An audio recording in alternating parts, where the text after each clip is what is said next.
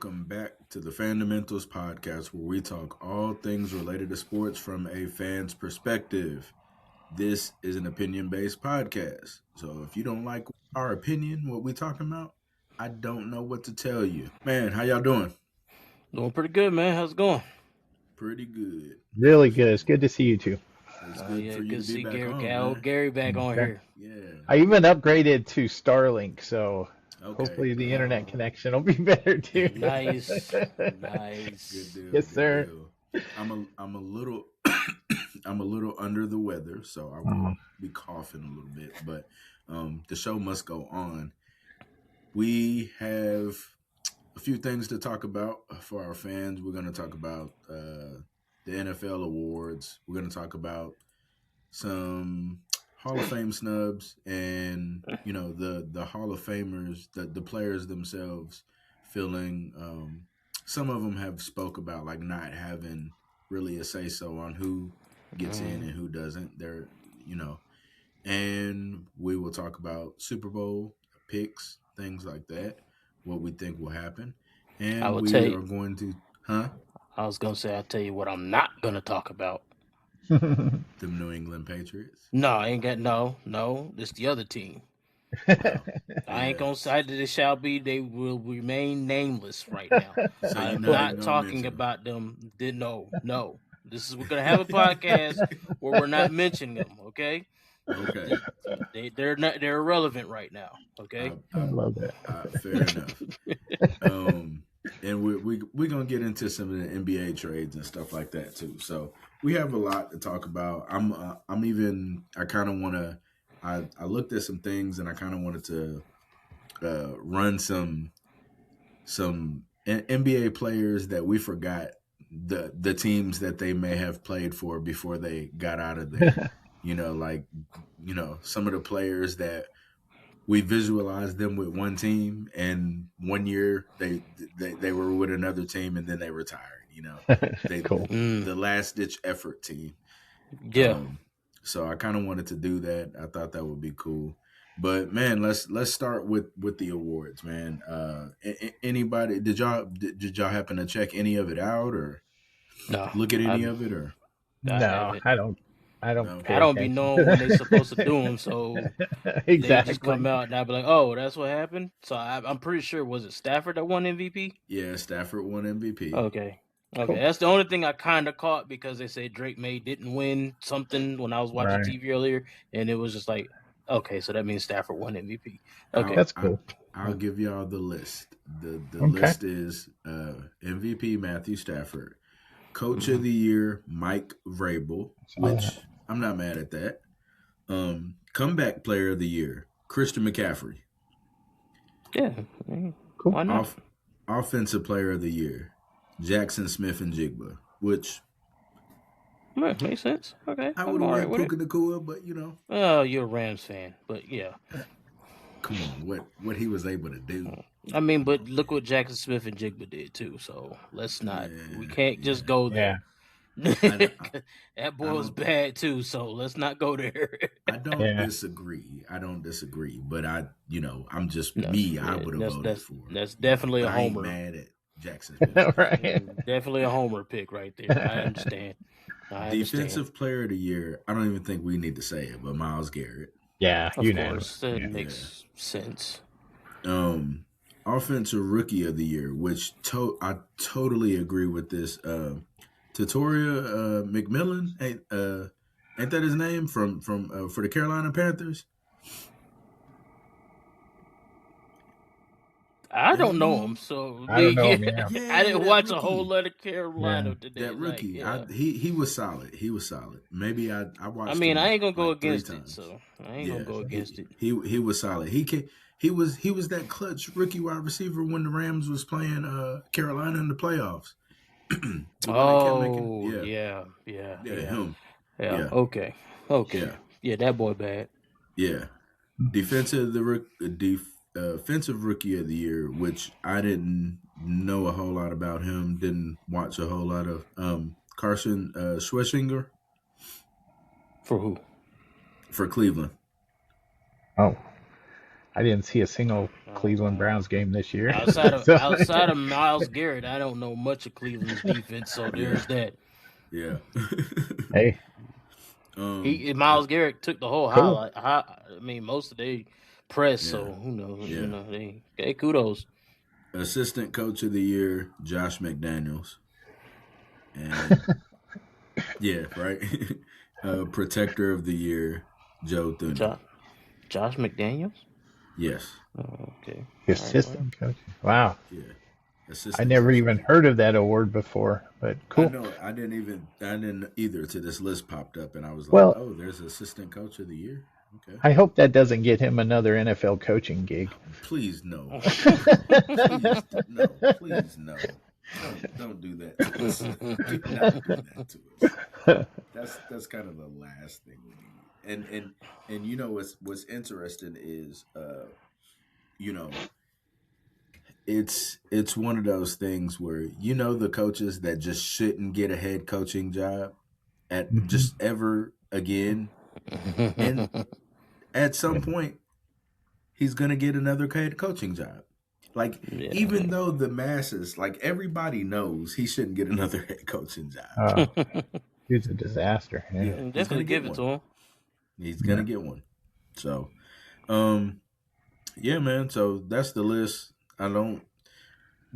Defensive rookies it's unless they're like stand out and they're talked about all season. You usually I don't know who they are. Usually, a lot of times, yeah. Offensive rookie of the year, that one a lot of time you know him for the most part.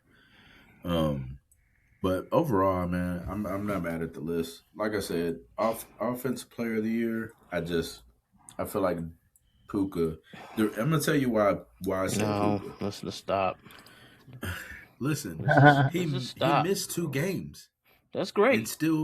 And still had the more numbers. Like the no, that's great. It's great for him. But no. he did. Jackson Smith was. Jackson Smith was look at his quarterback. He led the quarterback's MVP, right? In yards. Quarterback MVP, right? Huh? Quarterback MVP, right? I know it, but he quarterback Hall of Famer, right? Like not much. And can I tell you guys a stat that I thought was pretty cool? What's the stat? Quick though. What's the stat? Okay, go ahead. Jackson Smith. Go ahead.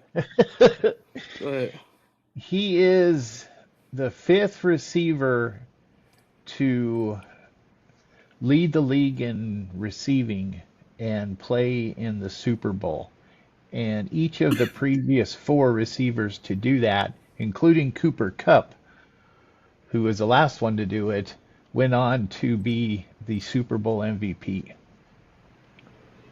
And the team won. So that goes all the way back to like Drew Pearson and the Cowboys and stuff. I thought that was a cool stat. That's a fun fact. He's the 5th guy to do it. So it's a lot. And there goes that name that I was trying to keep from even being in this segment of anything. Yeah, there it is. Well, it's been broken now. So the team was spoken of, but whatever. I did that in respect to the historic moment, not in reference to the team. I apologize. I feel you. I'll let it go. You know what I'm saying? I'll let it slide. Totally understand. Yeah, let it slide. But I only thing I got. I mean, you could go with Nakua, you could go with Jackson Smith, but when you really break it down. Nakua has a completely better quarterback. Mm-hmm. We didn't expect Sam Darnold to. He didn't look great in some of these games, but Jackson Smith, with the numbers he put up, he was their offense. I mean, no, don't do that because they had a dual running game too. Come on now, come on. They really didn't. They really didn't have a great running game all year long. They really didn't have a great running game all year long. We know this. Their defense was the main focus and the reason why they got short fields. It was easy to score on a lot of short fields, but we know definitely Jackson Smith and Jigba was the one they talked about all year long for that team. It wasn't Sam Donald bipartisan. You know what I'm saying? He just happened to be a part of the story. But you wasn't talking about Kenneth Walker III. You wouldn't talk about Charbonnet throughout this whole entire year. They started talking about him more later on because he was not doing what he normally do all year long. We know this. All year long, they struggled early with a running game. He caught a little.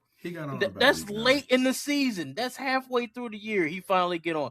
We was talking about Jackson Smith all year long. Okay. You gotta get a man his props, man. Cool.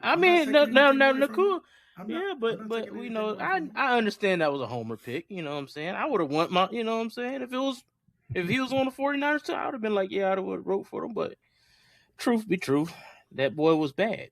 That boy was bad, and he earned it. He deserved it. Okay. He did it with a lesser quarterback. Yeah.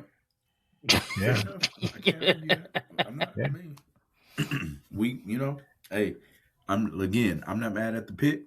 I don't, hey, I'm good with it. I'm not mad at it. I just gotta pull your leg. I gotta pull your leg because I know you're gonna do a homer pick.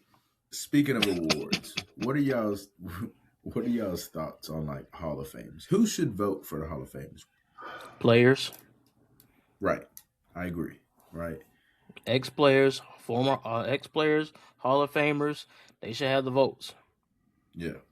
Right. Well, the media, a reason why I don't like the media is because the same reason we talked about the last episode. The media didn't like Terrell Owens. Yeah. Numbers-wise, Terrell Owens is the first ballot Hall of Famer. He's literally second in almost everything for receivers. Right. No question. So, but the media didn't like how he was off the field.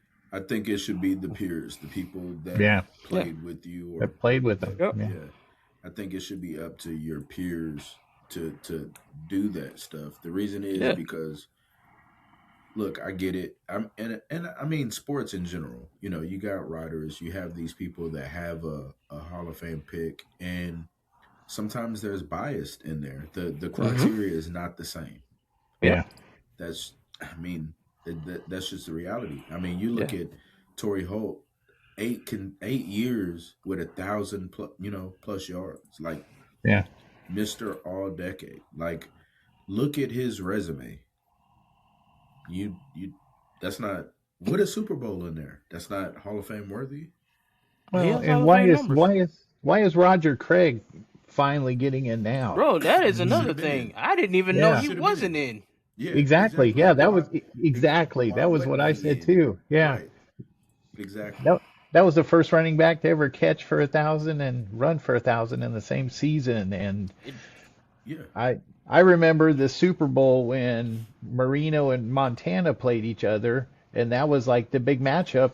And Roger Craig stole the show and was the best player on the field that day out of Marino and Montana. Yeah. I mean, and he did that his whole career. So yeah.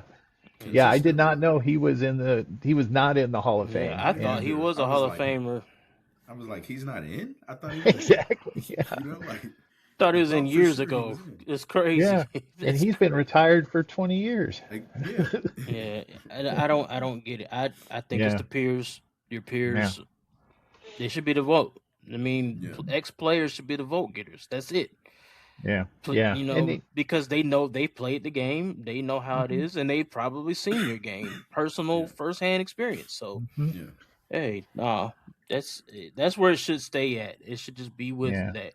If y'all do any kind of media in it, it should be so limited to where the media cannot sway a big decision or something like that. But I don't even think the media should really be in it. Should just be the ex-players. No. And peers. And then you look at what happened with Belichick, which was just crazy. I don't understand that at all. And there's no obligation from the NFL to tell us who said that he wasn't worthy of, first ballot Hall of Fame status. And then there's rumblings that Bill Polian was leading this charge because of Deflategate, and maybe they wanted to induct him, but then they wanted to induct Robert Kraft before him, and I mean, that's not what the Hall of Fame's about. This is the other thing that I think they should do. There should be There should be the Hall of Fame votes for only the players to get in. There should be the Hall of Fame votes for coaches to get in, and then the one for the owners. They should not all be on one ballot to where it's too confusing. A coach and a owner can literally take the spot of a player that should be in. Yeah. I think they should all be separate. They should all be separate. Yeah. I definitely agree with that. And the thing is, like, you even have to, like, look at, like, the people that have the votes, and they may be, like, subconsciously swayed by a certain kind of personal relationship they have with a player. Like, oh, I interviewed this player several times. This sways me, right?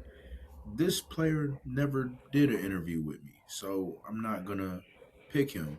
And subconsciously, that's what they're picking him for versus what they did on the field, what their teammates thought about them, things like that. This is just my opinion. Yeah, well, and they've been messing up baseball voting for as long as, I mean, Andrew Jones finally got in.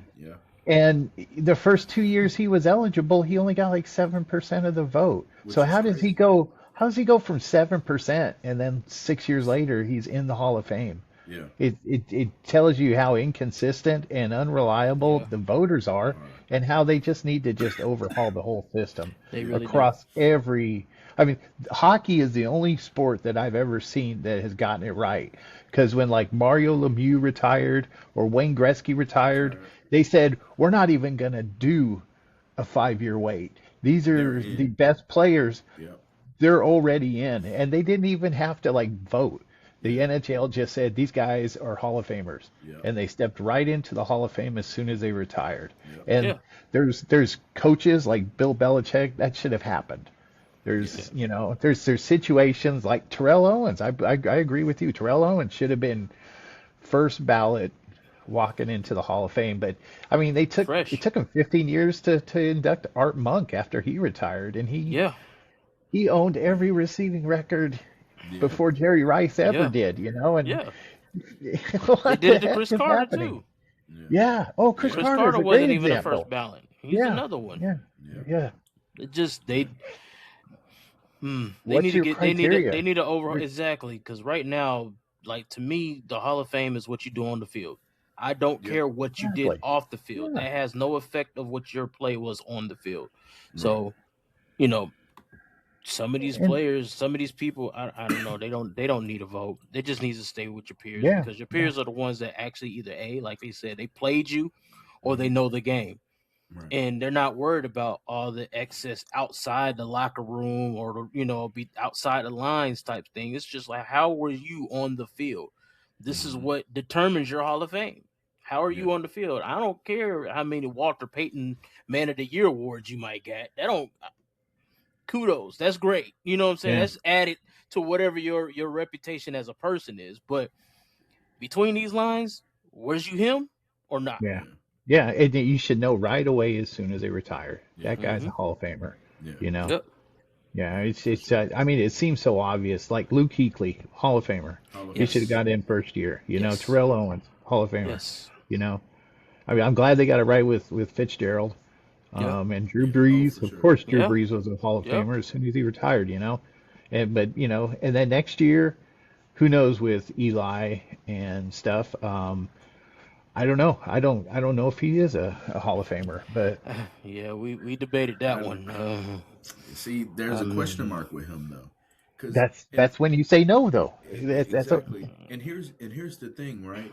Because it's like, if he gets it, they're gonna say it's because of the 2 Super Bowls, right? Yeah.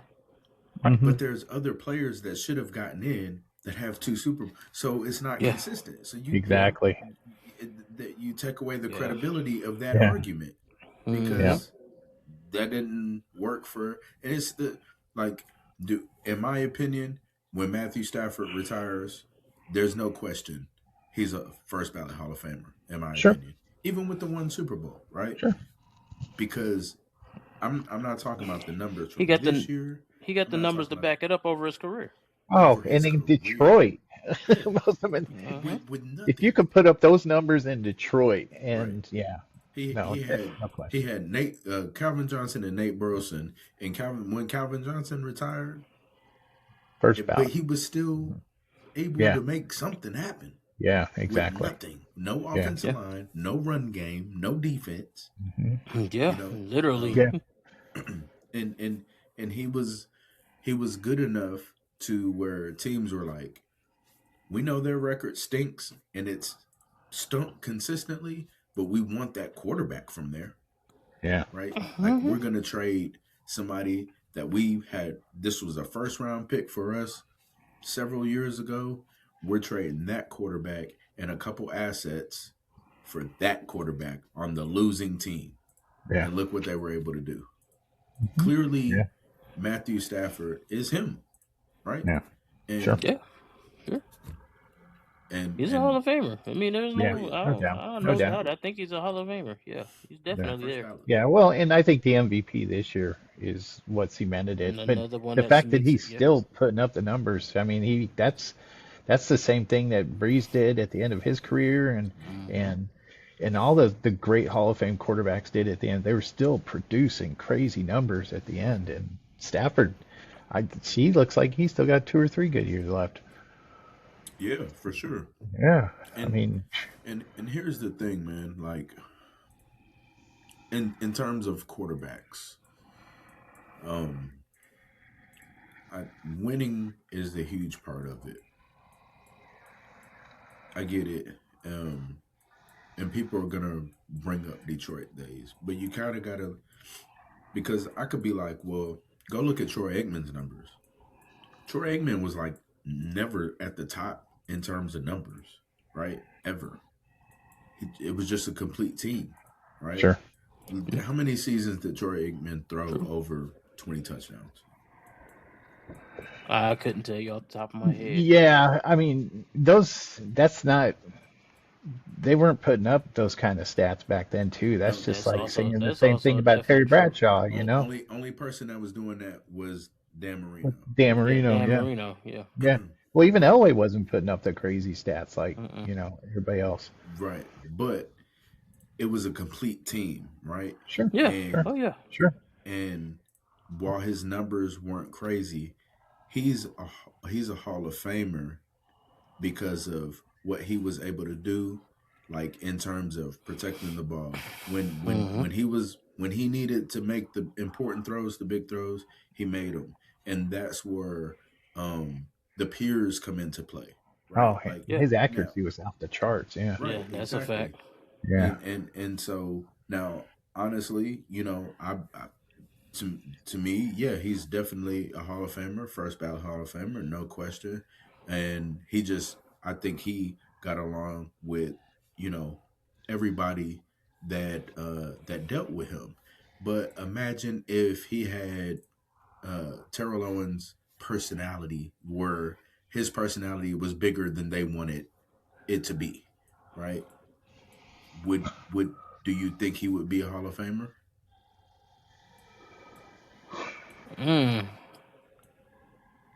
If you go back and look at his numbers, they probably would. It's interesting because I heard Michael Irwin say in an interview not too long ago, he talked about how the one thing that Troy Aikman brought to the table was his insistency on professionalism and perfection, right. And that they wouldn't have won as the 3 Super Bowls that they did win if any other quarterback was in their roster, because of what Troy Aikman brought to the team as the leader of the team. And I think that's a lot can be said about that. I mean, I don't think that Troy Aikman could have been as successful if he would have had the same, I guess, attitude or just the same mentality as Terrell Owens. But that's the difference between quarterbacks and receivers too, is you see a lot as well. So that's fair. The receivers are always kind of loose. will say, but that's what you want in a receiver. Yeah, that's true.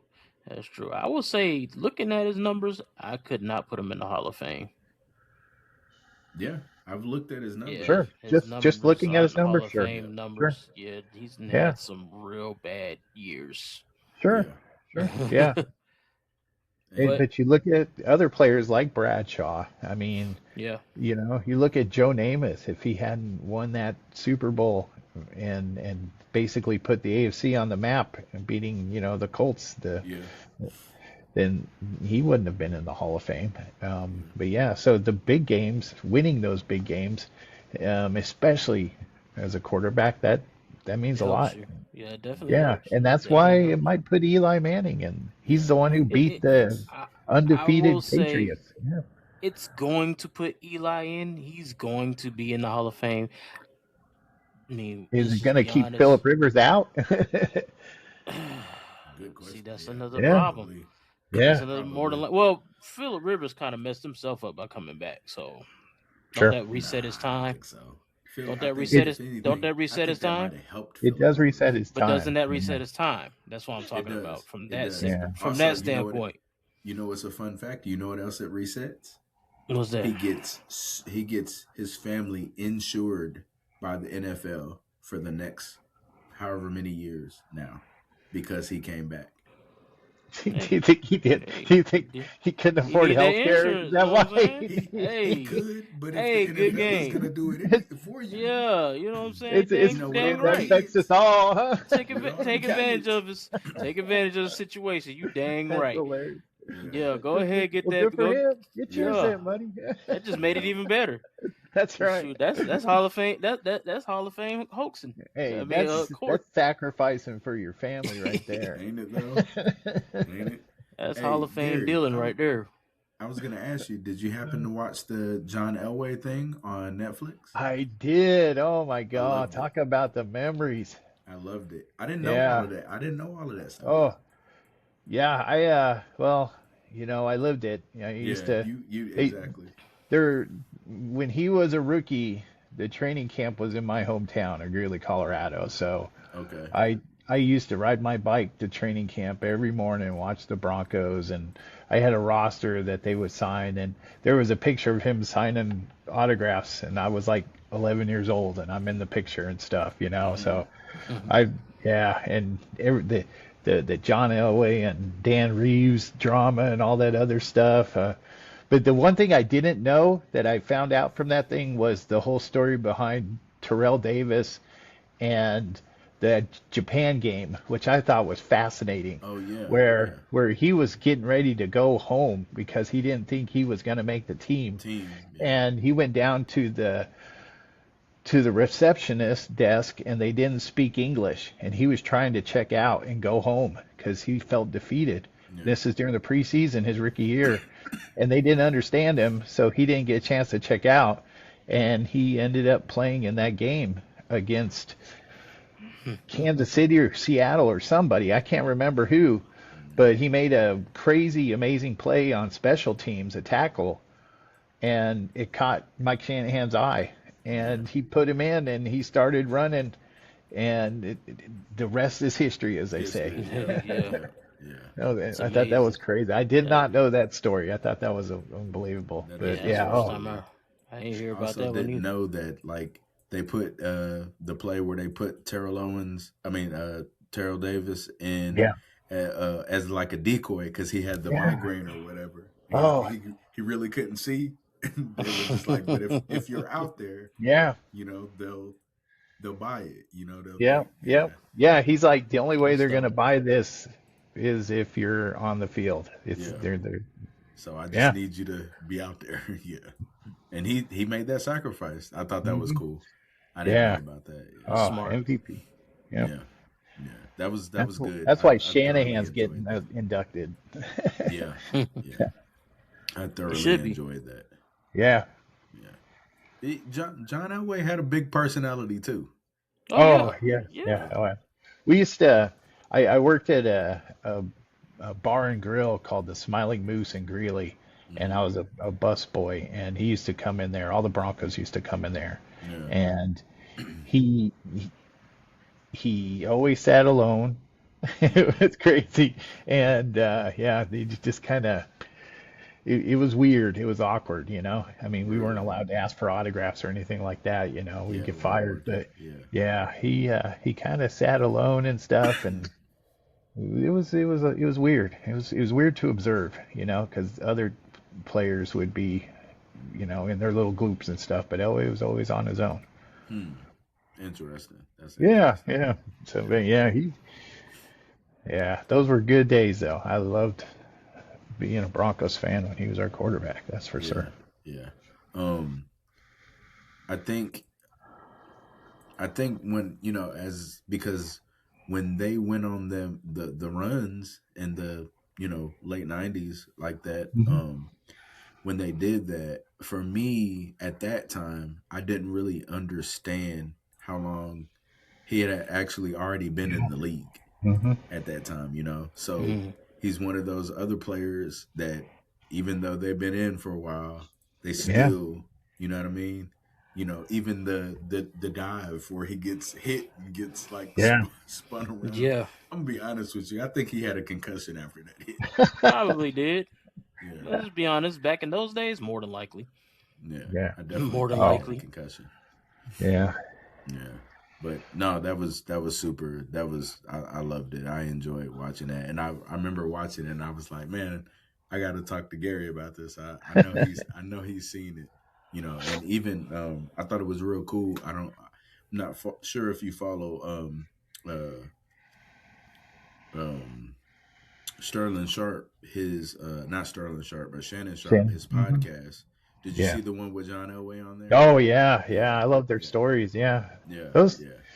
Those two helped each other late in their careers and stuff, because Shannon Sharp, how he came out of Savannah State. And just, so, I mean, it's two of the most unlikely stories between Shannon Sharp and Terrell Davis, how they eventually became the weapons that Elway needed, And Rod Smith was undrafted, and he's another receiver that should be in the Hall of Fame. But, those are three players now, three weapons that Elway had at the end of his career that are the reasons why he won a Super Bowl. His first three trips to the Super Bowl against the Niners were still the most lopsided loss in Super Bowl history, 55-10. And then the Giants and then the Redskins, which, I'll never forget the second quarter of the Redskins Super Bowl where they scored 35 points. But, those were so lopsided because you can't even name. I mean, I can because I'm a super huge Broncos fan, especially from the 80s. But there's nobody that you can name from those first three Super Bowls. It was all Elway. He took those teams to the Super Bowl. But nobody in the AFC could beat anybody in the NFC back then. I think the NFC won like 13 straight Super Bowls back in the 80s and 90s and stuff. So. They sure no did. That's true. When the Raiders, when they won the Super Bowl against the Redskins, beating them with Marcus Allen, Marcus Allen's rookie season, that was between that and then the Broncos beating the Packers. The NFC won all the Super Bowls in between. That's a long stretch. And Elway wasn't even in the NFL yet. He was drafted the year after Marcus Allen beat the Redskins in his rookie season. Elway's drafted, Marino's drafted, and then for 15, 16 seasons, NFC won all the Super Bowls. We're talking the Bears, the Giants, 2 Super Bowls, the Cowboys winning 3 Super Bowls, the Redskins winning 3 Super Bowls, the 49ers winning like 50 Super Bowls, I mean... however many, Montana won like 4 of them or whatever. Yeah, he won. 3. Yeah. He won 4. Yeah. And Steve Young went in the one. Yep. Yeah. We don't talk enough about that transition from going from Joe Montana to Steve Young. Oh yeah. Yeah. Just don't talk enough about that, because Steve Young.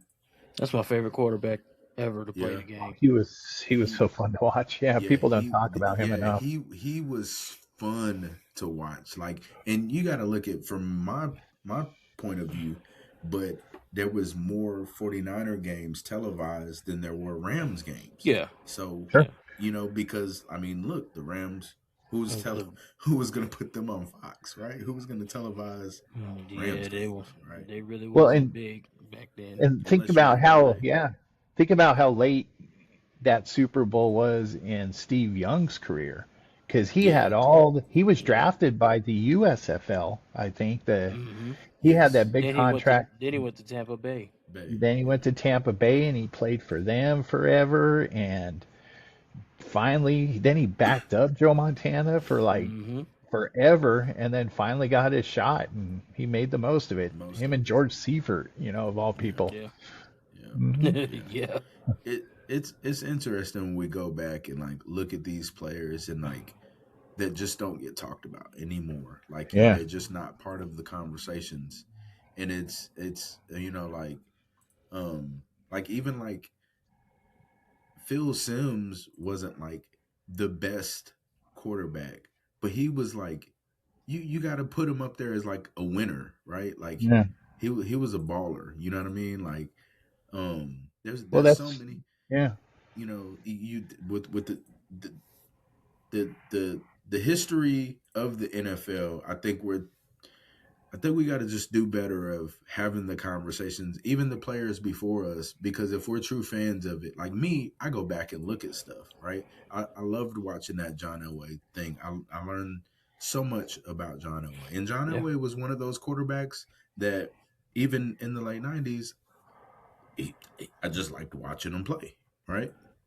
And I just think because I feel like baseball is the only sport where we have the conversations about the players of the past. Yeah. I feel like we only do that with baseball. Yeah. I feel like we don't do that with football. Basketball maybe a little bit, but definitely not football. Yeah. No, definitely not football. And I just think we have to have those conversations a little bit more. Like, and I was actually I was recently talking to a guy at work, and he was talking about like baseball, and he's like, do you talk about baseball at all? Like, are you a fan of baseball? And I said, yeah. He's like, oh, okay. Like, I don't really watch baseball, but it seems like nobody talks about it. And I was like, yeah, well, people talk about it. I said, matter of fact, this is the time of year where I'm kind of like thinking about like spring. It's I'm ready to see the baseball fields, This is that time of year where you get Yancey for baseball, Well, you get excited about winter ending and spring happening and how many days till pitchers and catchers report. That's exactly, exciting. And then he started he's like, I don't really follow baseball, but like he started just naming baseball players, and he's like, my dad, he was a fan of like Cleveland. I think their name has changed or whatever. And he started like naming players, and then because I guess his dad collects like cards, and I thought it was cool that even though he doesn't even follow it, because of his dad and the cards, he knows the names. Yeah. And I believe that's why we talk about baseball a little bit more in terms of the past, because the baseball cards were like the dominant thing.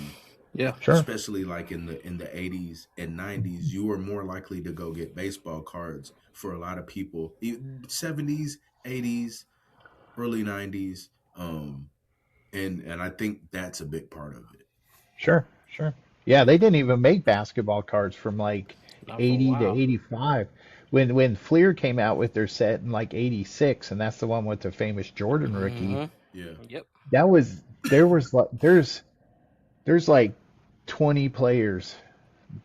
Charles Barkley, Isaiah Thomas. I mean, you could go on and on. Joe Dumars, who it's their rookie card, even though they might have been playing for 5 years, but that's their rookie card because it's their first card, and that's another reason why that set is so sought after. It's not just because of the Jordan rookie, and that wasn't even his rookie season. That was like his third year. His third year. His third season. Yeah. Yep.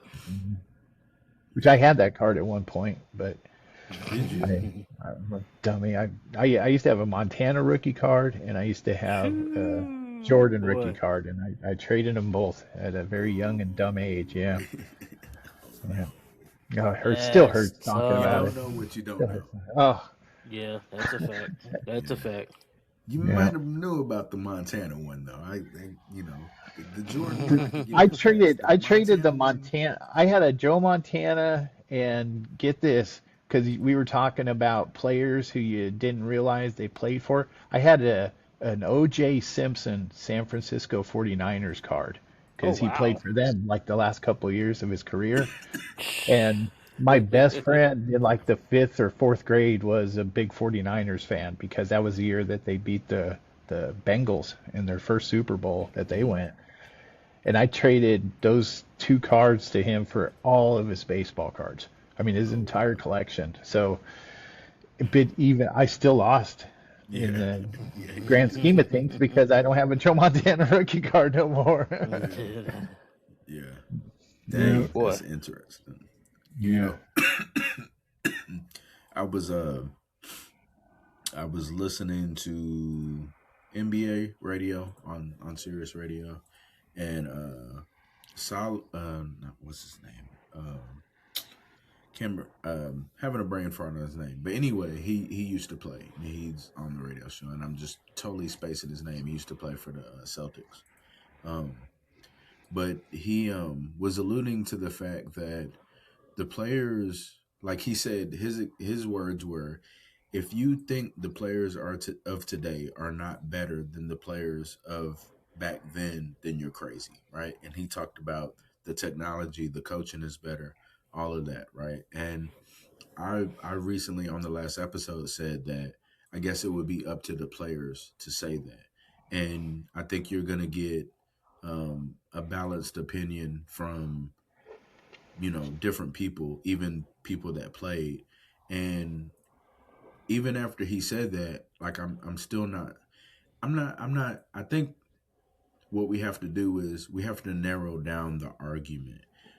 And what I mean by that is maybe the players today are more talented. Yes. Right? I don't argue that.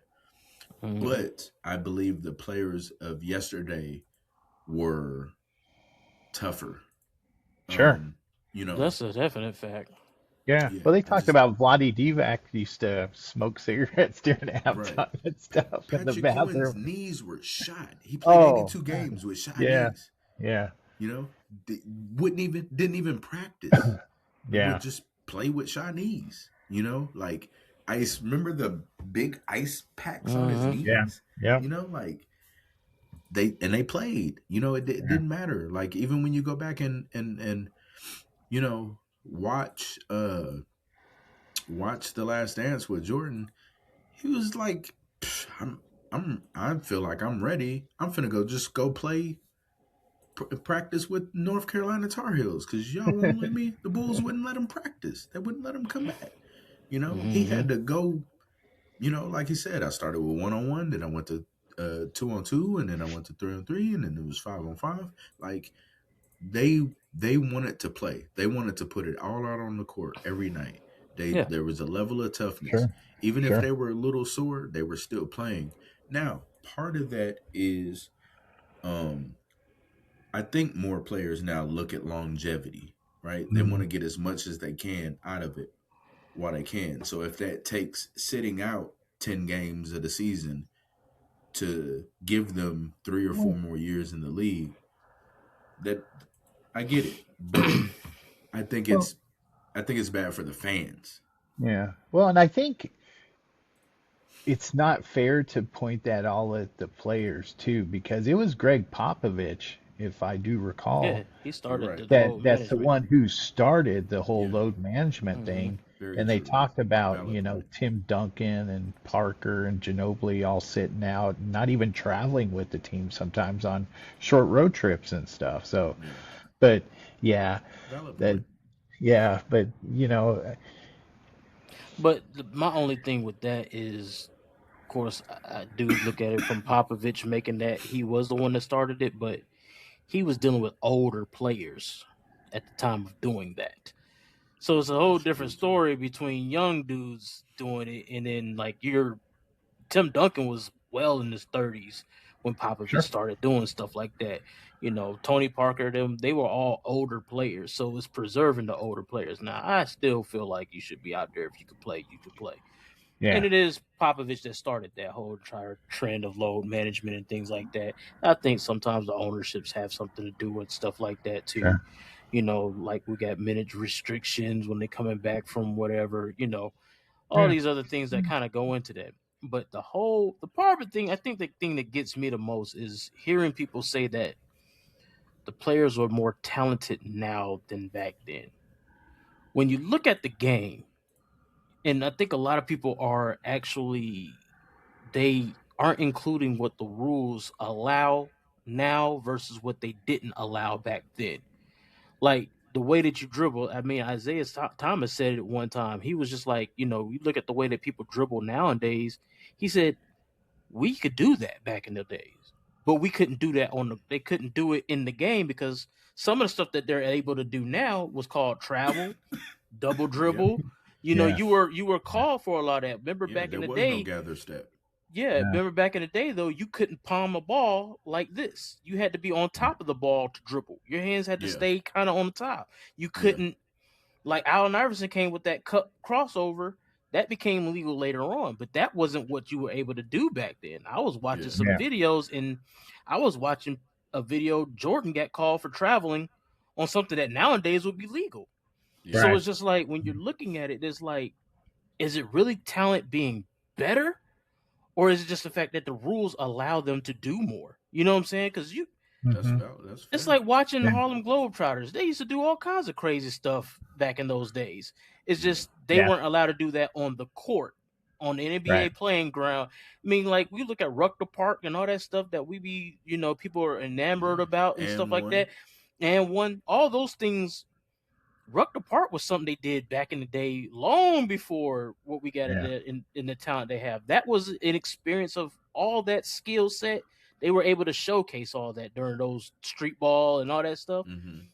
So I'm looking at it like they always say they're stronger, faster, whatever technology, yada yada woo woo. But then when you go back and you look at the older generation, you're looking at people like Jordan jumping through the roof. You're looking at other, people that could jump out the gym in the 80s, the 70s. Yeah. For a while, you couldn't even dunk in the NBA. You know what I'm saying? So you don't know what those dudes were able to do back then. They weren't allowed to dunk the ball. And we sit there and we watch as an evolution of the game. Like it's like saying that a person like Reggie Miller couldn't shoot threes like how Steph shoots. If Reggie was allowed to shoot like how Steph can shoot, he would do it. And it's not about like, it's just the way the game was played back then is different. They wouldn't allow you to go out and shoot half court shots like they do. Yeah. That'll get you benched. You know what I'm saying? So it's just like you watch it, but like when we watch Steph, we're like, oh, it's harder to guard people like Steph. He got freedom of movement, but Reggie was doing it back in the 90s. He didn't have freedom of movement. He running under the basket getting elbowed because he's under the wrong spot. You know what I'm saying? Well, so it's like and the teams back then had enforcers that if you did some of the flashy stuff that Steph Curry does now and some of the other players, you get your head taken off if you try that. You did it once and then you wouldn't do it again because some guy who averages 4 fouls, more fouls than he does points, will come out and take you out, and then you're spending the rest of the game in the trainer's table in the locker room because you don't remember what happened. The Dale Davises and Anthony Davises and the John Sallies and Antonio Davis, Dale Davis, John Sally, the Oakleys, the Anthony Masons of the world. Charles Oakleys, You see, you don't have all that no more. You know what I'm saying? That's not part of the game. So it's just like when you're looking at it, and that's why I wish some people would look at it from a lens of, you got to understand that rules have changed the way that players are able to play.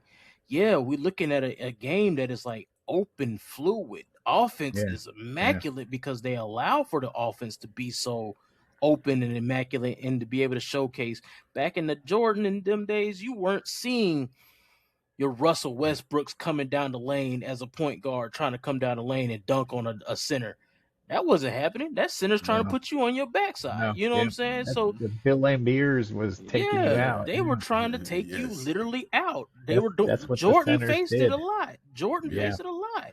It's like that was his game. The Jordan rule. The Jordan rule. Yeah. And his game was when he first came in the league, he was a slasher. Yeah. We seen it. You know, he changed the game the way it goes then, because that wasn't what they were playing like that. They weren't. You had some dunkers. You know, your Dominique Wilkins, and, you know, they come through the lane a little bit, and they But those dudes were strong too, though. Yeah. You know, but look at the way Wilkins was built, and Karl Malone was built, and those guys. Yeah. Facts. Yeah. So, but when you get your flashy guy like Jordan coming through the lane, and he just kind of skywalking on the, you know, that wasn't something that everybody did. You had players that did it. That wasn't to say that Jordan was the first to do it. Sure. That was his game at that time. He had to elevate his game later on. But it's just like when you're looking at it and you're saying people are stronger, faster, more athletic. But I'm watching people in Jordan's era, the mud's out there partying all night, smoking, drinking. Then they come in. Then they come in and they playing a full 48. You know what I'm saying? And it's just like they're doing things that they tell you now don't do. Because it messes up your body. They were doing those things back then, and still they were flying on the regular planes, and they didn't have the trainers. Here's the other thing: the shoes that they wore back then. They were horrible. Their feet would be bleeding at the end of the game. Bro. Come on now, bloody toes at the end of the game. Horrible. We got stuff now to where they got all this new technology for your feet, and you know you land and all kinds of things that they got. But back in the day, them old Converse they were wearing come on, bro, like really? Well, and they talked about the old horror stories of like the Boston Gardens and how they wouldn't turn the heat on in the visitors' locker room and stuff in Boston in January and stuff. So it'd be like 30 degrees in their locker room where they'd be blasting the AC. And it's all these things. That sportsmanship. Courts were terrible back then. Oh, the dead spots on the floor. Yep. The home team knew where all the dead spots were, and So it's just like you're battling so much, but you still had all the skill sets that they were showing back then. Yeah. The game now, I do think it favors a lot of like players being able to showcase their skills because rules. Mainly, I blame rules, but also it's just I don't know. It's just really the evolution. I mean, it's just the game is a lot more open nowadays. Things are more better. Technology has gotten better, but it's just like if technology has gotten better, why we see more injuries? That's true. Players ain't really playing. But like how I seen a video. I think that goes to practice preparation. Kevin Garnett has said it. Kevin Garnett was saying, like, none of these kids out here doing calf raises and none of that stuff no more. They're not doing full-length practices and stuff like that. They're not doing nothing. He was like, they go in there, they shoot around for 30 minutes, 45 minutes or whatever, and you doing your individual dribbles, but you're not having a full contact practice out there. And he's like, that stuff is different. It's different. Yeah. We'll even talk about that in baseball with all the players and pitchers getting the Tommy John surgery and stuff like that. It's because they aren't just throwing, all the time. If they throwing all the time and they build up those muscles and stuff, like, or just learn how to throw correctly through practice and stuff. Nolan Ryan used to preach about his leg exercises to be a better pitcher, and Roger Clemens did the same thing, in addition to human growth hormones. But they all that stuff added to their careers as far as longevity goes. And now pitchers are having, like what Ohtani went through, where he keeps sitting out a season because he really doesn't know how to pitch prepare his body. Prepare his body. Yeah, exactly. And I think some of this stuff, though, I also blame some of the stuff just due to the fact that, fundamentals in a lot of these sports aren't taught anymore. Absolutely, yeah, It's especially like in basketball. when you're not taught those fundamental things to prepare your body, you're not practicing Yeah. fundamentals like you used to. You know what I'm saying? When you're not doing these things, your body's not prepared for what it's going to cost to do a move you're trying to do. You know all what I'm those saying? Coach Carter drills, yeah, it's a trip. Like you talk about the fundamentals, like even like we'll talk about like quarterbacks, right? If you have a running quarterback, why isn't he taught how to slide in college or even in high school? Yeah. Like, don't you want him to protect That's himself? funny. Yeah. Why That's isn't funny he you say taught? that. Yeah. You When know? they come into the NFL and they take their first hit, the announcer usually says, "Oh, they're going to have to teach him how to slide." And it's And like, I was why like, don't they know already? "Is that what training camp's for?" you know? Yeah. Because But they even complain about training camp. Yeah, it they're doesn't not hit as happen much as anymore. they used to back in the day. Sure. It's not. Sure. You're protected as a quarterback. Once again, goes back to rule changes creates a different type of way of training. Well, and a lot of these quarterbacks are sliding late when they slide, Yeah, and I they're can't still getting stand that. hit, and the defensive player is getting in trouble, He and it's can like, suspended dude, and fined. Yeah. it's like, dude, I didn't know he was gonna slide. Like, Exactly. He I was slid at the already, last minute. Yeah. I'm already off my feet. I'm committed. I'm 220 pounds, running a 4 or 5, and my body went towards to make the tackle, and then he starts to slide. What do you want me to do? Exactly. Yeah. So you gotta come up. You gotta come up. You gotta let up off that gas. Somehow you might have to levitate or something. I mean, I don't know. But then you put the defensive player in jeopardy of hurting himself. Yeah. Well, the defensive player better learn how to levitate. If he learns how to slide, you gotta learn how to levitate. You gotta jump above him. And then you see some of these quarterbacks who will do the fake slides and stuff, and then the defensive player's even more at a disadvantage because if he does, he gets the late hit, and if he doesn't, he misses the tackle. Yeah. So Well, I'm very much a believer. If I'm on the defense, you do the fake slide if you want to. I'm committing. I'm committed. I'm committing. I'm committed. Every time. Yeah. Did y'all catch any of the trades, NBA trades, before the trade deadline? I've seen a bunch of the ones that mattered. Yeah, right. Yeah. The Anthony Davis one is weird. I mean, that's a weird. Wow. That was so weird. I think that's just Dallas trying to just clean house and start over. That's what it seems like to me. Being the anchor. Yeah. I mean, Cooper Flag. Cooper Flag. Yeah. always got this Rams on your mind and stuff. And the Harden one is interesting. I don't know if that's. I mean, we've even said I don't know if that's going to help them. And I mean, Clippers. James Harden said he didn't ask for a trade. Bush. Well, he wanted, from what I heard, he wanted to be extended because he didn't have any long-term extension on the books with the Clippers, and they didn't want to extend him. So that was kind of a mutual parting and stuff. From what I read, that he was like, well, if you're not going to extend me, then trade me. And they're like, well, we're not going to extend you because, you don't know which James Harden's going to show up, especially in the playoffs, Well, we know which one you're going to get in the playoffs. So he ain't going to show up. Exactly. Yeah. You get that every playoff. Yeah. 100% He takes, there's too many times where he just disappears for 3 games in the playoffs.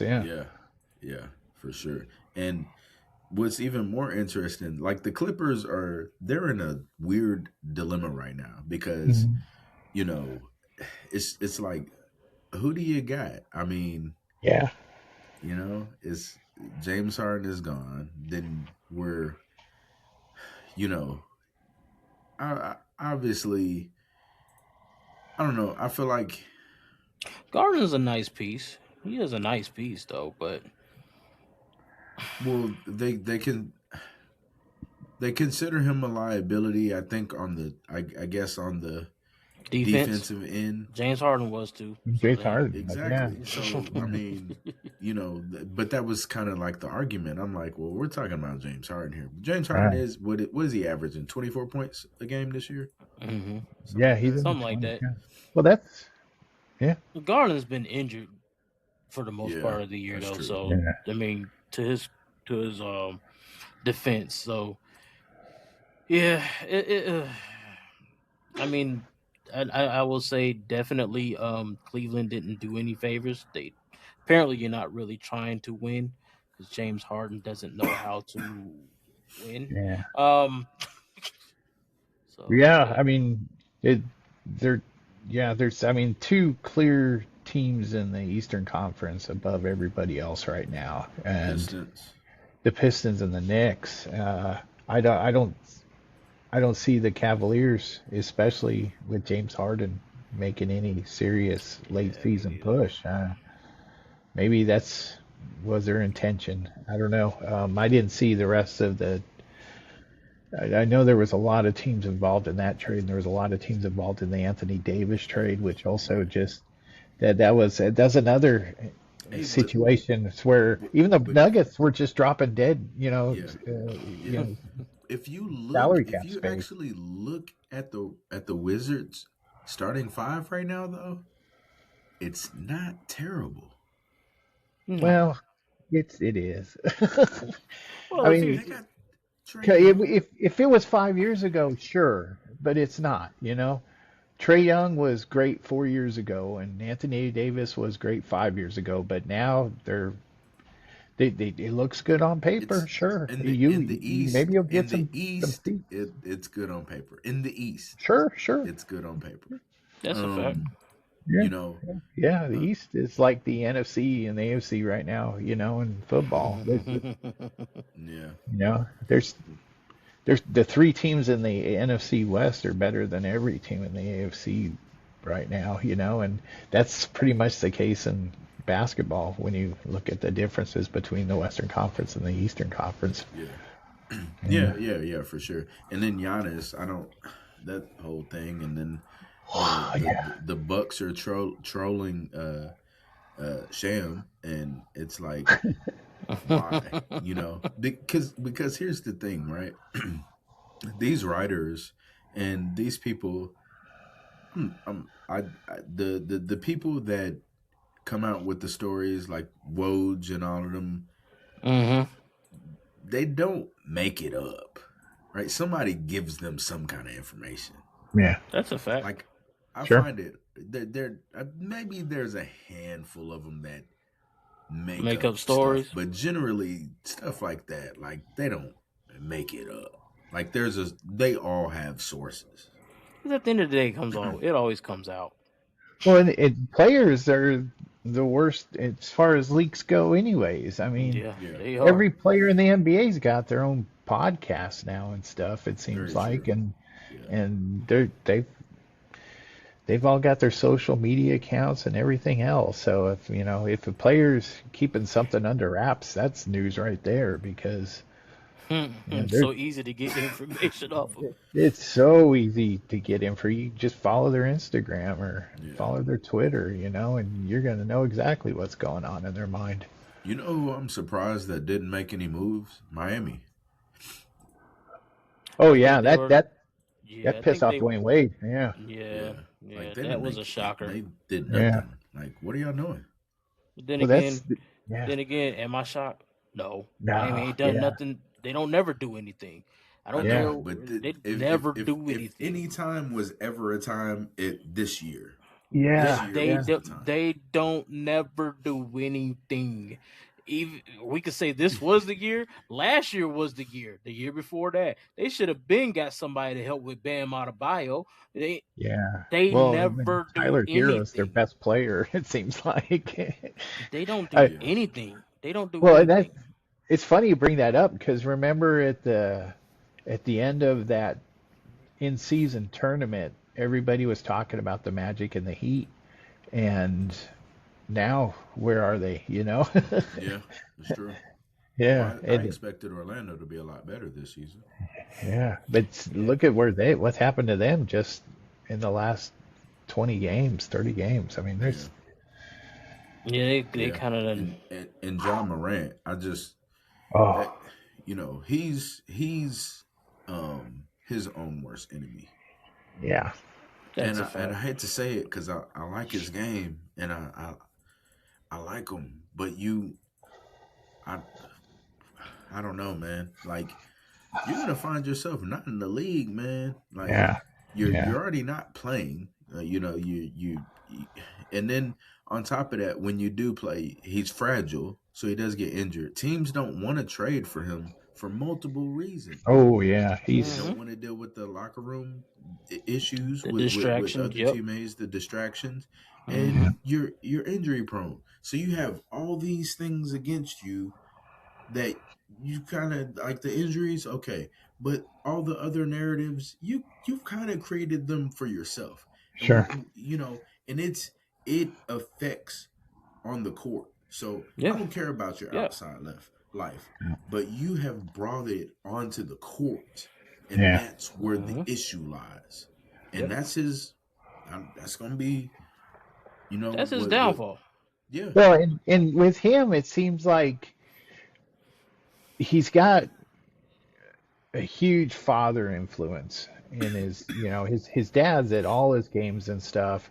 And you think that with him, his dad would use that influence to maybe calm him down and straighten him out or something. But it seems to be the exact opposite. Yeah, he's almost creating, more trouble than he's helping. And, as a father myself and both of y'all, that's the exact opposite of what we're there for our children, Exactly. Yeah, he's not gonna. At the rate that he's going, he's not gonna last much longer. No, yeah, and that's he's not. I mean, that sucks because he's an amazing talent. He's so fun. He's so fun to watch. When he was killing it, that was amazing. That was must watch TV. You gotta get your head out your ass though. Yeah. That's the problem. Yep. Yeah, like for sure. And that's one thing. Some of these athletes, bro, like it annoys me. Is like y'all be having so much talent, but y'all mess it up doing dumb stuff. Yeah. Like you are in you are doing a sport that people grow up just for the love of the game. It's a child's game type. Like you're getting paid to do what people love to do. Like that is very rare. That is very rare in life, and people just mess it up. I don't know why, or it's like no rhyme or reason. You're just screwing your own life. Yeah. I mean, I'm reading the Yahoo Sports article now, and it says, what it says. It says that they were unable to get any value for John Morant. Like the market, nobody wants him. That should be a wake-up call for him right there. It should be. Like you should. And nobody wants you. Nobody wants you. What does that tell you? You know what I mean? Yeah. Like, the fact that they're trying to shop him around should tell you something as well. They're trying to shop you around, and nobody is buying. Yeah. Mm-hmm. Now, granted, I kind of understand the Grizzlies' standpoint on shopping him around because you pretty much already done decimated your team. Sure. You done got rid of Desmond Bane in the all season, so that let me know already. Yeah, that let me know already that they're in a rebuild mode. And then Jaren Jackson's gone. So all you have to do, all you got left to do is get rid of John Morant. Did they try? Did they call Washington? Because Washington buying everything right now. They were trying to do something with Utah. From what I wow. Yeah, they were trying to do something with Utah, but with John Morant, he's pulling the trigger. Oh wow. I would say he come to Chicago, but he might get out. He might get in trouble outside them city streets and. Chicago. Don't go to Atlanta. Let me stop, bro. Chicago. Let me stop. I heard a story about the Australian player that got traded from the Jazz to the Hawks. I can't remember his name. he was literally at a game in Memphis, and then they told him he was traded to the Hawks, and he just went ahead and rented a car and drove to Atlanta. Might as And well. and then they played the Jazz that day. So he played his former team, and he put up like 27 and 11 against them or something. That's how you do it. That was amazing. That's how you do it. That was a cool trade story. Yeah. I think with Giannis, Milwaukee, I think they really want him, and they really want him to stay. But if he doesn't want to stay or whatever is going on with them, clearly they didn't make the trade happen before the deadline. But when his contract is up, you're not going to get nothing for him, because if he wants to be out there, he's not going to re-sign. You got to make something happen now. That was one of the things that made me tip my hat to Carmelo when he was with the Nuggets. Is he told Denver, "I'm not going to re-sign with you," and then he said, "You better trade me, and these are the teams that you have." And because he had the no trade deal, because he was, our best player, franchise player ever, and at that point, and we ended up trading him to the Nuggets, and we got like Gallinari, and we got good players for him and stuff. We came out good because of that trade, and it was a solid deal. But I thought I gave a lot of credit to Carmelo for what he did, because he still had a lot of love for the team and for the town and stuff like that. And he said, I don't want to leave you guys like that, but I'm not re-signing with you guys when the season ends. I want to go to New York. And they're like, okay, we'll make that happen. Yeah. No, you got to respect it. I mean, because he played at Syracuse, so I get it. That's home, well, Yeah. He grew up in Baltimore, but he just loved that area, and his wife wanted him to be in a bigger market. And Yeah. And I get it, and I agree with you. That's commendable. Like saying, "Hey, trade me because I'm not going to resign." Right. I don't know if that's happening between Giannis and Milwaukee. I don't. It's some kind of weird game. What happened with that relationship? Because it seemed like they were just meshing so well, and it was just before the Stoudemire. Or no, Lillard trade. When Damian Lillard came over from Portland, and then everything just fell apart after that. Lillard ended up not really working. Yeah. Well, yeah, exactly. Over the course of that season that they played together and stuff, it just never worked out. Firing, what's his name, and hiring Doc Rivers. Adrian Griffin. Yeah. I thought that was the tipping point right there. Weird. That was such a weird firing. Like, I was like, hold on, they're one of the better teams. To be honest, I think that had something to do with probably Giannis saying something, or he might not liking how Adrian Griffin coaches or whatever. Because there's no way in the world. I never understand how a coach was winning. Yeah. And you let them go. Team. Like, they were a good team. Yeah. So I think that just has something to do with the star player probably not liking the coach, and maybe how he coaches or how he is, and okay, we're gonna who's gonna always win out in that, the coach or the star player. We're gonna always go with the star player. Star player, and that's that. I think that's what happened there. Now I'm not gonna say that is I'm not 100% sure, but that seems like what had happened. Yeah, because the Bucks were 30-13. They were 30-13, and you fired your head coach at 30-13. Yeah, that doesn't make sense. No, not at all. Yeah, doesn't make sense. I don't know. I think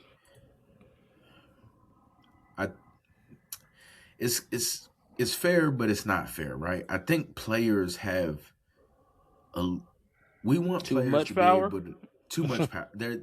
Let's just say what it is. Players have a little bit too much power, but it seems so weird to say because they're the players, and you want them to have power. Oh yeah, right? Exactly. And it's got to be the right player too. Yeah. Right. Yeah. Of self though, like player to not resign or ask for a trade and things for that. But players to get coaches fired because you don't like the way they coach. I mean, and if we're winning, hey, I'm Yeah, good. exactly. That's the one where, If we're winning, now if we're losing, and it's all right, by all means.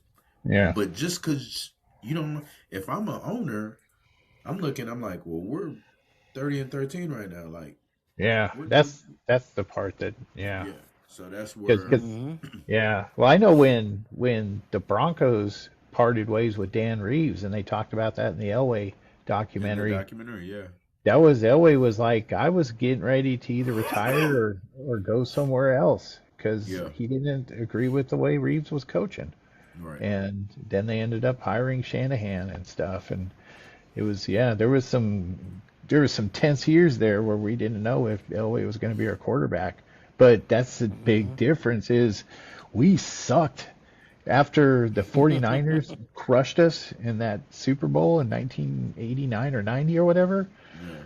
We were terrible, and that's but the Bucks were a good team when they fired their coach. So that's where it's just makes like no sense. Like it makes literally no sense for you to get rid of what's working to appease your players. One person. I mean, you want to, and you already gone out the limb. You got both his brothers on the team.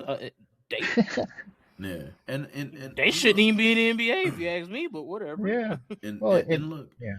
And fans are crazy too, and fans sway firings too. That's true. They do it too, but they can't. A lot of them don't talk to owners directly. I mean, it's not like boosters at colleges where the booster's like, "Hey, I'm giving a lot of money to this school. I'm gonna need you to get another coach as much money as I give to my alma mater." It's not the. So when you look at the NFL, like you look at, firings like when Tony Dungy got fired by Tampa Bay. It's like, did he deserve to get fired? No, but fans had a big part in that. Like, well, we're just not getting over the hump, and I'm tired of it. Or it's even like you look at Tomlin, right? And they wanted Tomlin fired. He didn't get fired. He quit on his own accord. The guy over 19 seasons has a 63% win percentage. Do you know how hard that is to do in over 19 seasons?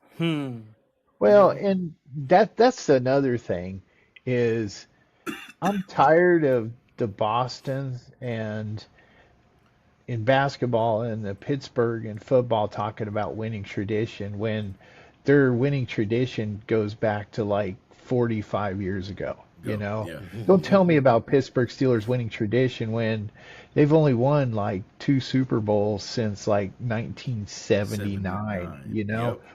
Same with the Celtics. They made their big run during Larry Bird's career, and then they won one ring since then. And Boston wants to always talk about their winning traditions, and you're like, no. Half the people that remember those teams are dead now. So don't tell me about your winning tradition. You had a guy who never had a losing record for 19 seasons. There's no coach that does that anymore. So why you want that guy out of your? Give me that guy. That's the. As a matter of fact, that is the, and he is the guy that won you your last Super Bowl. Exactly. Yeah. So I mean, and I'm glad you brought that up. But you know what it is, though. You know what it is, especially in the NBA. What have you done for me lately? They look up and see those banners. Yeah, those banners are. They need to take them down. Lakers the same way. Yeah. I mean, since Shaq and Kobe, and they won them. 2010 was the last time they won like 2 or 3 in a row. Yeah. With like Pau Gasol and Kobe and stuff, and then they won the one during the lockout, which is kind of tainted a little bit. There's an asterisk on that. Right. Even I'm a Laker fan, but there's an asterisk, Yeah. I mean, but they won. So, I mean, Are you surprised the Lakers didn't trade LeBron? I'm not surprised. Yeah. I am. He needs to retire anyway. Yeah, I am.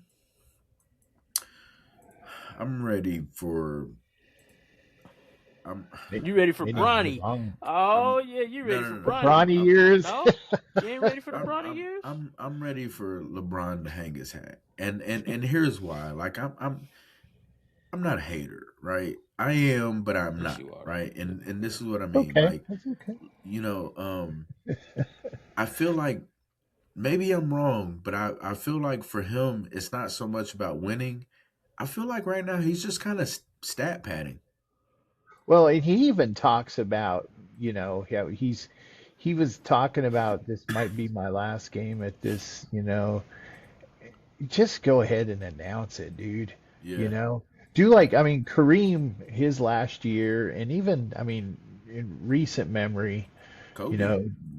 Yeah, where they're like, this is it, so let's enjoy it, and when they would go, like when Kareem played his last game in Denver, I think they gave him like a rocking chair or something, something funny like that, as a gift, a parting gift for him, so this is the next, you're not gonna sit on a bench anymore. You're gonna sit in your living room on this rocking chair, and stuff like that.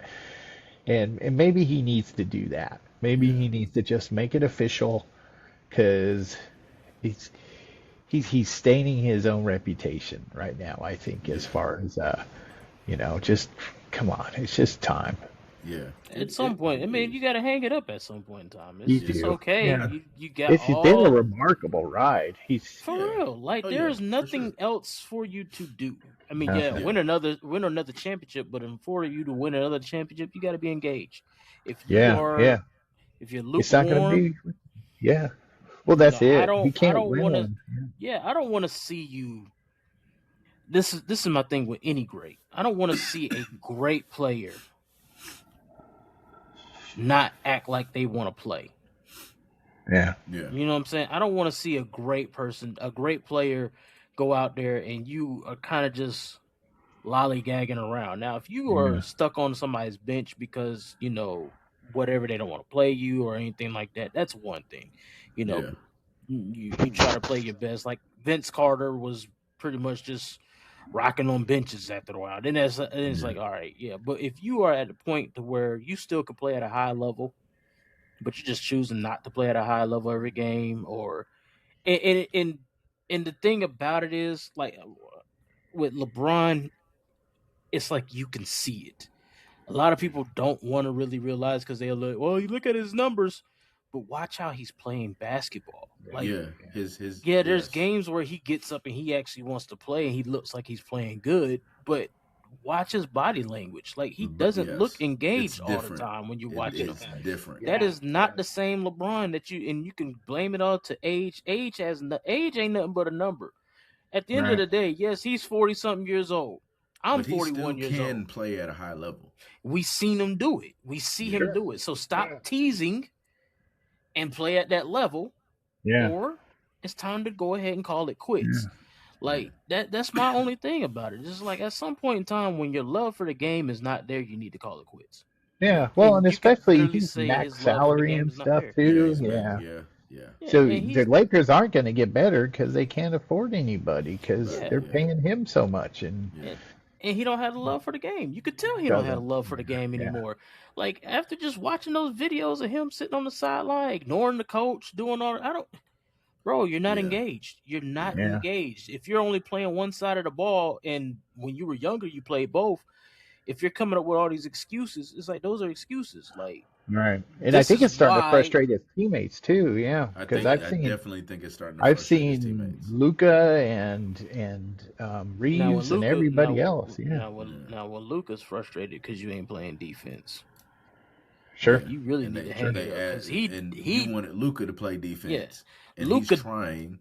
Luka can't play defense. Like there's when you watch Luka play defense, he can't stay. Luka already is slow for his position.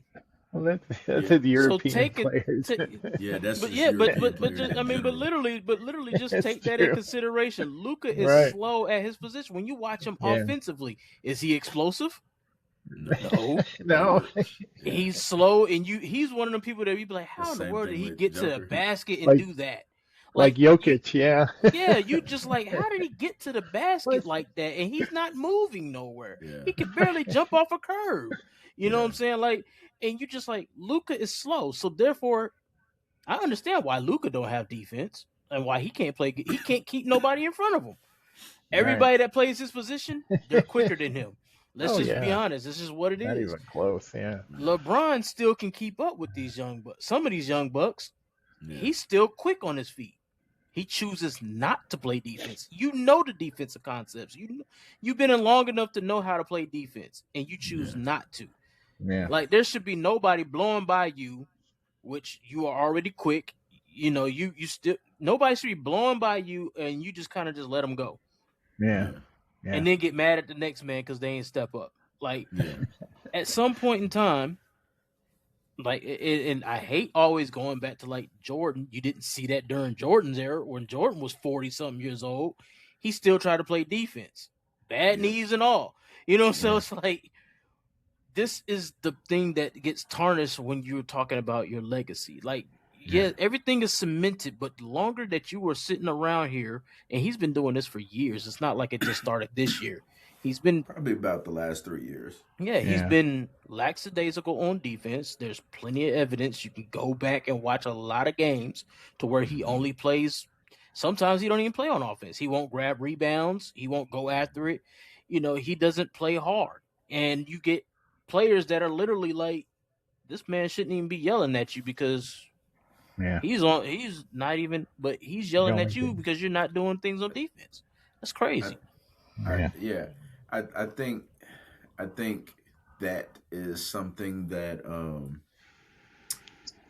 Jeannie Buss knew that and saw that, and even without LeBron, do I think the Buss family was going to sell the team?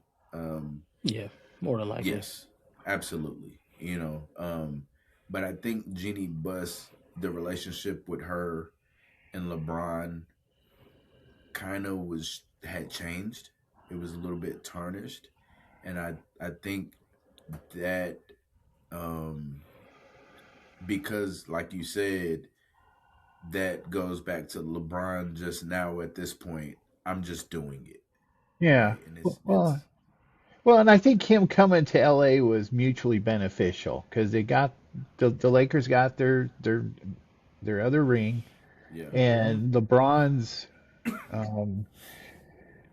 his Hollywood exposure is higher. Yeah, his exposure, his everything else. You know, he was a Laker, you know, for however many years and stuff, and that, you know, he got his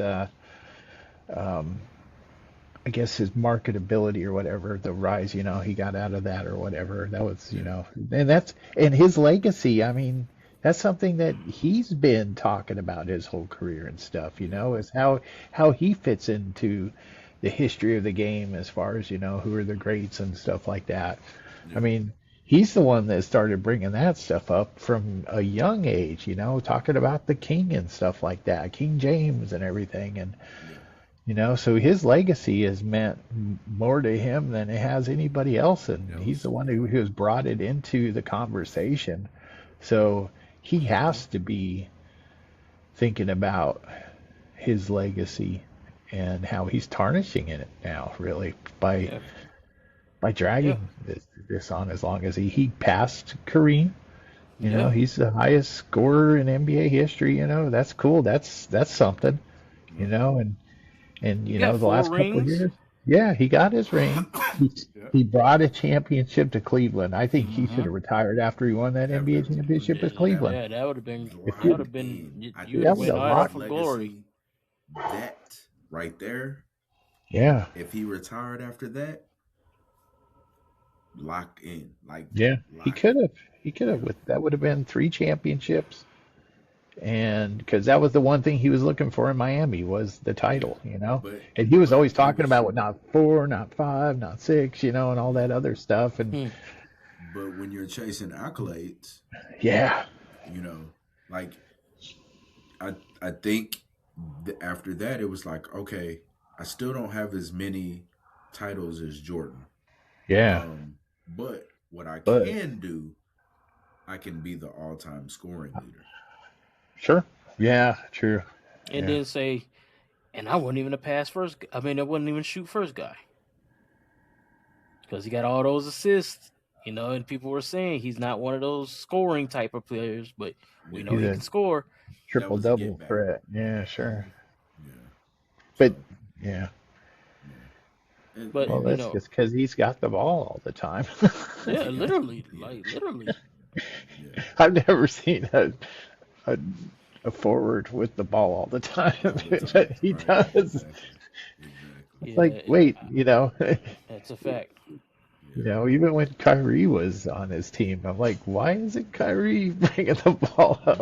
Exactly. He's the best. He's one of the best point guards in the NBA, and they're not using him as a point guard. Yeah. I think that was one of the reasons why he left after that championship. Right. Well, before we get out of here, I want to do something fun.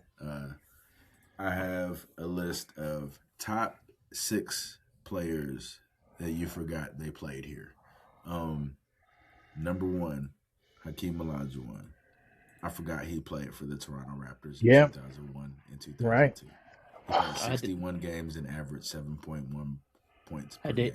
I didn't. I forgot about that. I remember that. Yeah, I remember him there.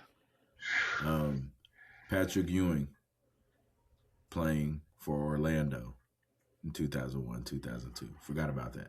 Wow. I kind of forgot about that one, though. You got me on that one, yeah. I don't even remember the jersey. 65 games, 6 points per game.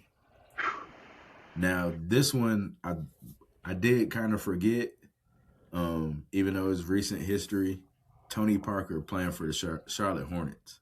Oh, yeah, I remember that. Oh, I don't, okay. That's a good one. 2018, 2019, he played 56 games and averaged 9.5 points per game. Yeah, I remember that. Yeah. That's when Jordan kind of first became the owner. Yeah. I think. Around that time. No, that was right before him. No, Jordan picked him up when there was the Bobcats. So that was around the time. Jordan had still Darren Williams. I forgot he played for Cleveland. Wow. Darren Williams. I forgot that guy. I remember he did play for Cleveland. A lot of people forgot about Darren Williams. Games. You remember those Darren Williams and Chris Paul? Chris Paul matchups. Oh my goodness, that was must-watch TV. Oh wow, they were battling for who was the best point guard in the league during that time. Yeah. Oh, those games were so much fun to watch. I look, Dominique Wilkins. Boston. When we look at him as an Atlanta Hawk. Right. Mm-hmm. I had Celtics, no idea how many other teams he played for. Yeah. Boston, I think the Clippers. The Clippers. I can't remember. He played for the Clippers, Boston, San Antonio Spurs, and I remember San Antonio. Oh wow! I don't remember Orlando. I remember San Antonio because he wore number 12, I think, or something like that for San Antonio. The Boston one is the only one that I remember. Me too. Remember the Clippers. That's insane. Wow. Yeah. I definitely didn't remember the San Antonio Spurs. I remember San Antonio. I remember the Clippers. I did not know about the Orlando one. And Tracy McGrady, I totally forgot he had played for Atlanta. 52 games. Yeah, I remember him playing for Atlanta. I totally forgot about that. So he don't even want to remember him playing for Atlanta. Literally, he was on that. You remember podcast, so what you call him? Remember when Barkley and Pippen went to the Rockets and they tried to win a championship there? Yeah. I remember that. I definitely remember that was after the two-peat, after the back-to-back championships. Yep, I remember that. And I also remember when Gary Payton and Karl Malone went to the Lakers. Oh, the Lakers. That's right. I remember that. Yeah. And then Gary Payton went to the Lakers. The Heat. Were stacked. Yeah. He went to the I remember when when Alex English went to the Mavericks at the end of his career. That was that was heartbreaking as a Nuggets fan because he was my favorite. That was my favorite player growing up. Yeah, the leading scorer in the 1980s, if you didn't know. I didn't know. Alex English. Yeah, he was a beast. I know that. No player in the NBA scored more points in the 80s than Alex English. He scored more than 2,000 points every year in the 1980s. That man was a beast, man. Alex English was a beast. Yeah. That was a team with Doug Moe coaching, and we had Fat Lever and Michael Adams. Yeah, Fat Lever. Yeah. Oh, I had a Fat Lever T-shirt when I was in junior high. Yeah, that was my guy. He was a triple-double machine, that guy. He used to lead. Him and Magic Johnson used to fight for the triple-double lead. Triple-doubles, yeah. But Fat Lever was like 6'1", getting 10 rebounds a game. Yeah. He was special. That was a special dude right there. Yeah. All right. Well, Gary, man, it's good to have you back on. Oh, it was good to see you guys again. Definitely. I enjoyed those guys you brought in last week. They were fun. Bros Talk, probably, man. Shout out to Bros Talk. You know what I'm saying? Y'all go look them up on YouTube. They were fun. Yeah, it was fun listening to you guys together. Yeah. Yeah, that's family right there. That's family. That's cool. Family. Yeah, we all go back to high school. Yeah. Okay. Cool. That was fun. Yeah, that was fun listening because you guys are like totally different personalities and everything than them, but it worked. It worked well. It was fun. It was fun watching you guys, collaborate.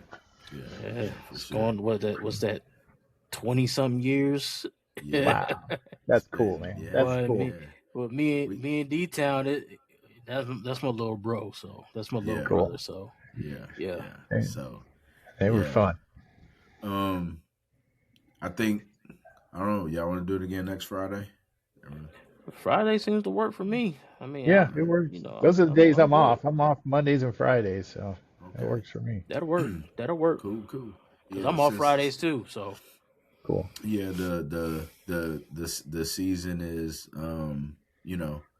the football season is ending. We're gonna be focused on basketball and all that, cool, and things. But yeah, we could do Friday. That's when you're off, Gary. So that works for me. Thanks, man. It's good seeing you guys again.